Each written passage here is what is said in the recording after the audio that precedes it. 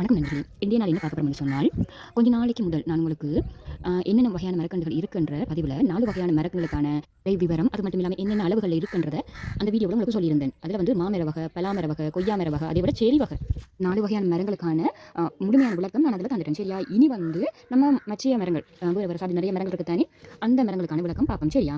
போட்ட பதிவை நான் வந்து திரும்பி போட மாட்டேன். புது புது பதிவு தான் வந்து கொண்டிருக்கும். அதேபோல நான் முன்னர் குறிப்பிட்ட மரங்களுக்கான படங்களும் உங்களுக்கு அதிலேயே பிறகு வந்த வீடியோவில் நிறைய இடங்கள்ல பதிவிட்டிருக்கேன். அடுத்தது நிறைய பேர் வந்து நிறைய மரங்கள் விளக்கம் கேட்கீங்க.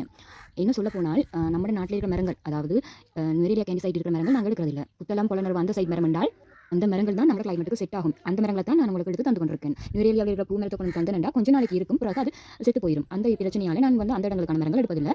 நம்ம கிளைமேட்டுக்கு செட் ஆகிற இடங்களுக்கு அந்த இடங்கள்ல இருந்து மட்டும்தான் மரங்கள் எடுத்துக்கொள்றது. என்ன பிரச்சனை என்று சொல்ல போனால் நம்ம கிளைமேட்டுக்கு செட் ஆக மரம் கேண்டிலா நுரேலியாவில் கொண்டு போய் வச்சா தப்பும். அங்கிருந்து வந்து கொண்டு வர மரங்களை நம்ம இடத்துல வச்சா அது சரி வராது.